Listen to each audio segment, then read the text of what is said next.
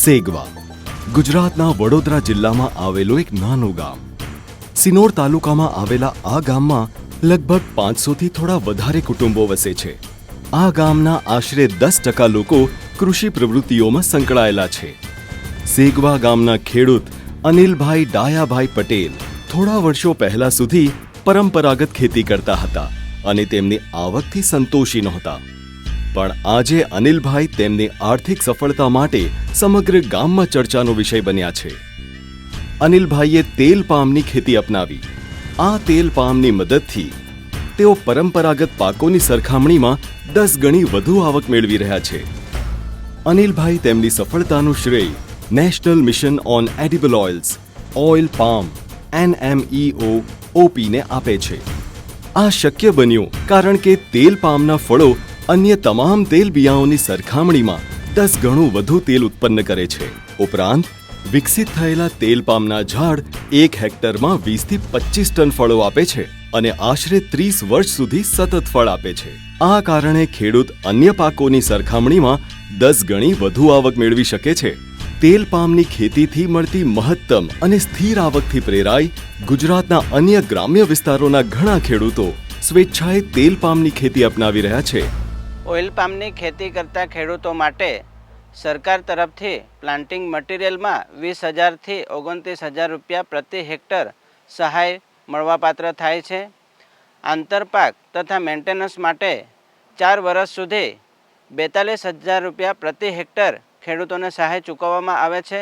Drip irrigation માટે 30,000 રૂપિયા પ્રતિ હેક્ટર સહાય ચૂકવવામાં આવે છે.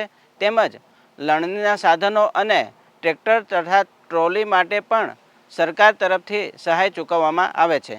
National mission on edible oils oil palm હેઠળ ખેડૂતોને તેલ પામના છોડ, ઇન્ટરક્રોપિંગ અને જાળવણી માટે ડ્રીપ સિંચાઈ, ડીઝલ, વીજળી, સોલાર પંપ સેટ, બોરવેલ, પાક કાપવાના સાધનો અને જૂના છોડ પુનઃ લગાવવા માટે સહાય આપવામાં આવે છે.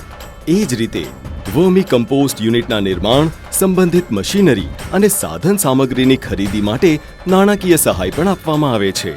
આ મિશન હેઠળ ખેડૂતોને રૂપિયા 1 લાખથી 5 લાખ સુધીની નાણાકીય સહાય આપવામાં આવે છે. કેટલાક ખેડૂતો તેલ પામની ખેતી માટે સંકોચ અનુભવે છે. તેમને લાગે છે કે તેની ખેતીનો ખર્ચ વધુ છે, જ્યારે કેટલાકનું માનવું છે કે તેલ પામના છોડને વધુ પાણીની જરૂર પડે છે. ના, બીજા બધા પાકોની સરખામણીમાં ઓઇલ પામમાં પાણીની જરૂરિયાત એક સરખી છે, કદાચ ઓછી છે.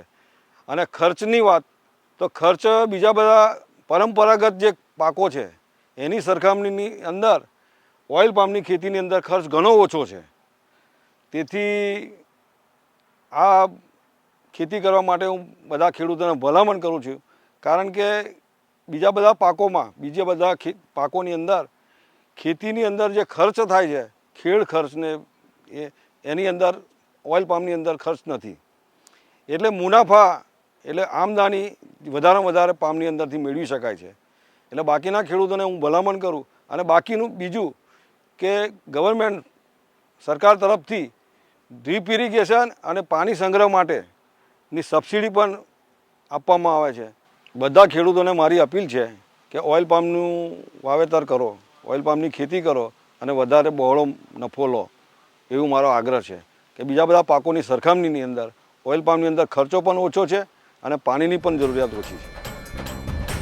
અનિલભાઈની સફળતા અન્ય ખેડૂતો, ખાસ કરીને યુવા ખેડૂતો માટે પ્રેરણાદાયી છે, જેઓ કૃષિ પ્રવૃત્તિઓમાંથી વધુ કમાણી કરવા માંગે છે.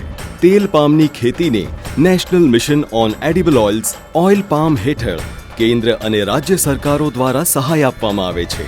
તે આપણા ખેડૂતો માટે 10 ગણી વધુ આવક લાવી શકવાની ક્ષમતા ધરાવે છે.